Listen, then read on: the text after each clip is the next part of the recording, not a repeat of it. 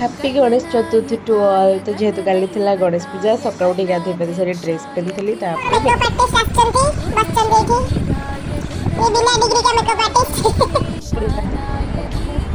ये देखो तांकर मेकअप को केते बढ़िया मेकअप दउचंदी मिनिमल मेकअप तांको कहवा हिसाब से तापर ये छोट कुंडी गणेश जनकर घरे पूजा होता से आम घर पाखे तो सीटी जाके दर्शन कर आसला मोर ये फुल ड्रेसटा देखु